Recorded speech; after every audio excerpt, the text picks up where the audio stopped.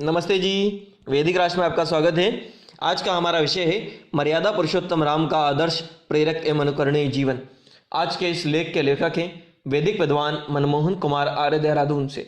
आइए विषय की ओर चलते हैं। वैदिक धर्म एवं संस्कृति में मर्यादा पुरुषोत्तम राम का जीवन आदर्श, अनुकरणीय, प्रेरक उदाहरणों से युक्त जीवन है। वह आदर्श पुत्र, आदर्श भाई, आदर्श पति, आदर्श राजा, आदर्श शत्रु, आदर्श मित्र, ईश्वर, वेद एवं ऋषि परंपराओं को समर्पित उच्च आदर्श चरित्रों से युक्त महापुरुष व महामानव थे। त्रेता युग में चैत्र मास के शुक्ल पक्ष की नवमी को उनका जन्म पिता दशरथ, माता कौशल्या जी के यहाँ कौशल देश की राजधानी अयोध्या में हुआ था। राजा दशरथ की 3 रानियां कौशल्या, केकई, सुमित्रा थी। राम 4 भाइयों में सबसे बड़े थे। उनकी सबसे बड़ी विशेषता थी कि उन्होंने वेदों के मर्म को जाना और समझा था, उनके अनुसार अपने जीवन को बनाया था। वह प्रजावत्सल आदर्श राजा थे। उनमें न लोकेशना थी, न वित्तेषणा, न पुत्रेषणा। उन्होंने एक राजा होकर अपने जीवन में अपने पिता की आज्ञा का पालन का एक ऐसा उदाहरण प्रस्तुत किया जिसकी उपमा विश्व के दूसरा अन्य कोई नहीं उदाहरण मिलता। हम सब जानते हैं कि राजा दशरथ ने अपनी प्रिय रानी केकई को युवावस्था में युद्ध के में उनकी प्राण रक्षा करने के लिए 2 वरदान दिए थे। राजा दशरथ ने जब वृद्धावस्था में प्रवेश करते हुए वानप्रस्थी होने का विचार किया था और मंत्री परिषद की सम्मति से राम को राजा घोषित किया, तो केकई ने इस निर्णय से खिन्न होकर अपने 2 वरदान मांग लिए।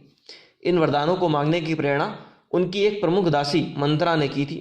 यह वरदान थे कि राम को 14 वर्ष का वनवास हो जाए और भरत को अयोध्या का राजा बन जाए। अब महाराजा दशरथ के सम्मुख केकई को वरदान रूप में दिए गए अपने वचनों को पूरा करने में धर्म संकट उत्पन्न हो गया। कारण था उनका राम के प्रति मोह का होना। दूसरा कारण यह भी था कि राम सर्वथा निर्दोष थे। कुल परंपरा और योग्यता की दृष्टि से अयोध्या के राजा बनने के सर्वथा योग्य थे। यह तो हो सकता था कि राम को राजा न बनाया जाए, उनके स्थान पर भरत अयोध्या के राजा बन जाएं, किंतु केकई अपनी दोनों ही शर्तों को पूरा करवाने के लिए हट कर रही थी। इस अभूतपूर्व पारिवारिक परिस्थिति का समाधान राम ने स्वयं को साधु वेश में 14 वर्ष के लिए उसी दिन वन जाने की घोषणा निर्णय करके कर दिया। एक राजा होकर वह उसके वेद तरीके से अध्यक्ष और राजा बनाए जाने पर भी उन्होंने राज्य का ही त्याग नहीं किया, अपितु अपने पिता के वचनों को सत्य सिद्ध करने, माता केकई की आकांक्षा को पूरा करने, अपने छोटे भाई भरत को राजा बनाने के लिए इस पूर्व त्याग का अद्वितीय उदाहरण प्रस्तुत किया। ईश्वर की कृपा हुई कि बाद में ऋषि वाल्मीकि जी ने राम का जन्म से लेकर राज्याभिषेक तक का इतिहास लिखा, जो वाल्मीकि रामायण के रूप में उपलब्ध होता है। इस इतिहास से रामचंद्र जी के जीवन की प्रत्येक बात यथार्थ में जानने के लिए आज लगभग 10 लाख वर्ष बाद भी हम समर्थ और सफल हैं। पूरा विश्व व मानव जाति रामचंद्र जी के अयोध्या के राजा के पद का त्याग करने से सहित पिता की आज्ञा का पालन करने के लिए वन जाने, वहाँ साधु की मर्यादा का पालन करते हुए जीवन व्यतीत करने, नगरों में ना जाना, पिता दशरथ की मृत्यु के बाद माता केकई भाई भरत से शुद्ध हृदय से की गई विनती को भी स्वीकार न कर पिता के वचनों को सत्य सिद्ध करने के लिए अडिग रहना और उनके निर्णयों के प्रति निश्चिंत और प्रशंसक होना है। कुछ अज्ञानी और विकृत मानसिकता के मनुष्य यदि राम के आदर्श चरित्र को स्वीकार ना भी करें तो इससे राम के त्याग और आदर्श कम नहीं होते। अतः राम का आदर्श पूरी मानव जाति के लिए प्रेरक और अनुकरणीय है।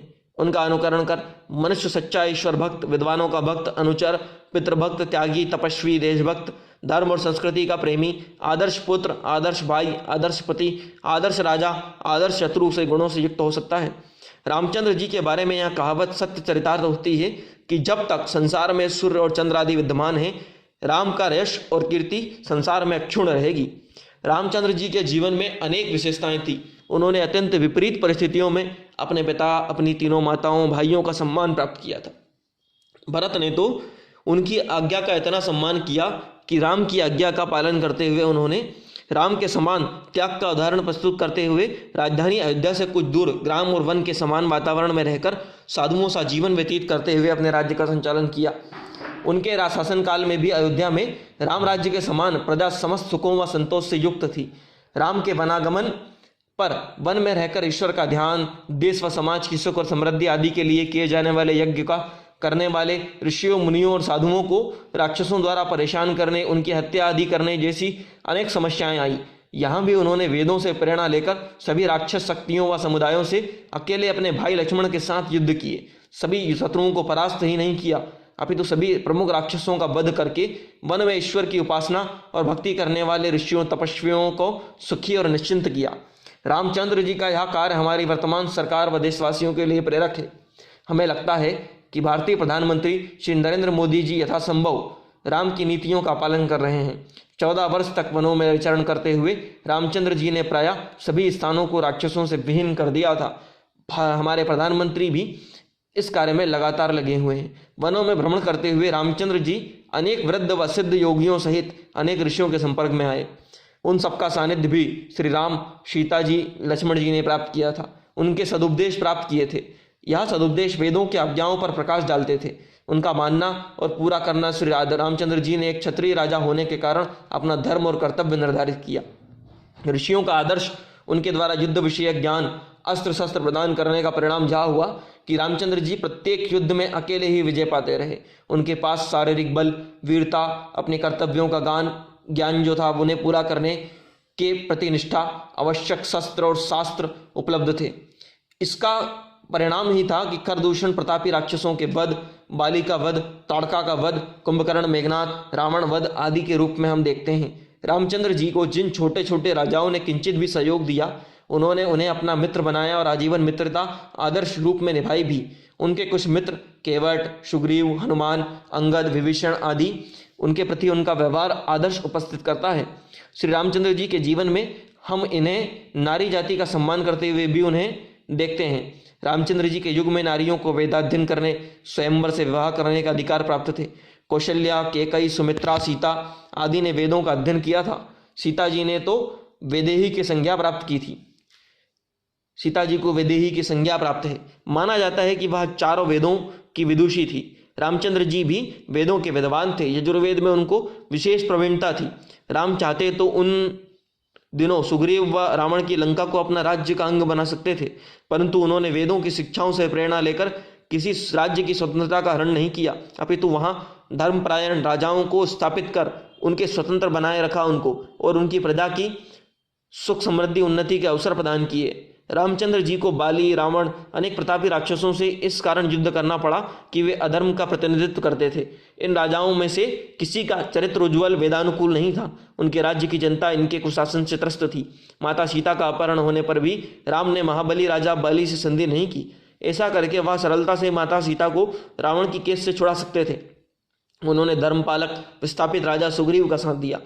उसकी सहायता से रावण को अपनी भूल सुधार व क्षमा याचना करने का अवसर भी दिया। रावण को अपनी शक्तियों का मिथ्या अभिमान था। वह इसके कारण अभिमान, अधर्म और दुश्चरित्रता के कारण ही समस्त बंधुओं व पुत्रों सहित नाश को प्राप्त हुआ। रावण को पराजित कर राम ने उनके भाई विभीषण को, जो धर्म तत्व को जानता मानता था तथा रामचंद्र जी का सहयोगी भी था, उसे लंकापति बनाया। वनवास की अवधि पूरी होने पर अयोध्या लौट आए। अयोध्या लौटकर वह अपने भ्राता भरत, शत्रुघ्न, माताओं सहित प्रजाजनों और ऋषि मुनियों से मिले थे। सभी ने उनका सम्मान किया। कुछ ही समय बाद उनका सर्वसम्मति से उत्साह और प्रसन्नता से राज्याभिषेक हुआ। उसके बाद के वर्षों तक वह अयोध्या के आदर्श राजा बने रहे। उनका राज्य आदर्श वैदिक राज्य था। रामचंद्र जी वेदों की सभी शिक्षाओं को मानने वाले विश्व के सबसे महानतम राजा महापुरुष थे। उन्होंने अपने पूर्वजों की कीर्ति को बढ़ाया। मर्यादा पुरुषोत्तम राम का जीवन चरित्र सभी देशवासियों को पढ़ना चाहिए। स्वामी जगदीश्वरानंद सरस्वती द्वारा संपादित प्रक्षेप रहित वाल्मीकि रामायण का स्वाध्याय उत्तम ग्रंथ है। महाभारत युद्ध के बाद वेदाध्ययन में अवरोध होने के कारण अपने देश व समाज में अंधविश्वास कुरीतियां उत्पन्न हुई। मूर्ति पूजा, मृतक श्राद्ध, फलित ज्योतिषी इसी मध्यकाल की देन है। इन अंधविश्वासों और कुरीतियों के कारण ही देश छोटे छोटे राज्यों में विभक्त हुआ। ईसा की 8वीं शताब्दी में यवनों ने देश के कुछ भागों को गुलाम बनाया। बाबर आदि क्रूर राजाओं ने देश के कुछ भागों पर शासन किया।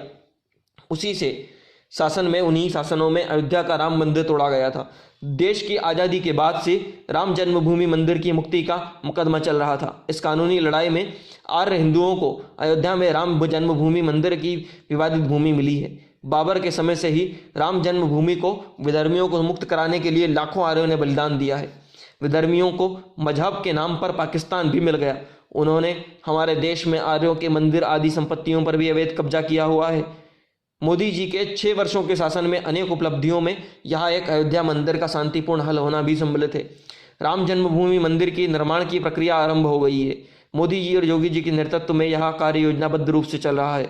आने वाले 2-3 वर्षों में अयोध्या की जन्मभूमि स्थान पर विश्व का एक भव्य विशाल मंदिर बनेगा। मंदिर निर्माण के कार्य में उत्तर प्रदेश के मुख्यमंत्री योगी आदित्यनाथ जी का जो भूमिका है वह प्रशंसनीय है। राम जन्म मंदिर को महापुरुष भगवान रामचंद्र जी की गरिमा के अनुरूप बनाना चाहिए। रामचंद्र जी अविद्या, अंधविश्वास, कुरीतियों से कोसों दूर थे। वह निष्ठावान वैदिक धर्मी ऋषियों के धर्मियों के अनुयायी थे। निर्माणाधीन मंदिर में भी अंधविश्वास रहित वेद और वैदिक धर्म की ही प्रतिष्ठा होनी चाहिए। भविष्य में उसे विधर्मियों व आर्य हिंदू संस्कृति के विरोधी सेकुलरों से भी किसी प्रकार की क्षति न हो, इस पर समस्त आर्य हिंदू जाति का ध्यान देना चाहिए। इससे उपाय करने चाहिए। ईश्वर करे कि इस देश का हर बच्चा राम के आदर्श को अपनाए, अपने जीवन को सफल करे। ओम। प्रस्तुत लेख के लेखक थे वैदिक विद्वान मनमोहन कुमार आर्य, देहरादून से। इस तरह के अन्य वैदिक लेखों के लिए, प्रेरणादायक कहानियों के लिए, महापुरुषों के जीवन के प्रेरक प्रसंगों के लिए, वैदिक भजनों के लिए वैदिक राष्ट्र यूट्यूब चैनल को लाइक करें, शेयर करें, सब्सक्राइब करें, बेल आइकन की घंटी को दबा दें ताकि जब भी कोई नया वीडियो आए उसकी अपडेट सबसे पहले आप तक पहुंचे। धन्यवाद।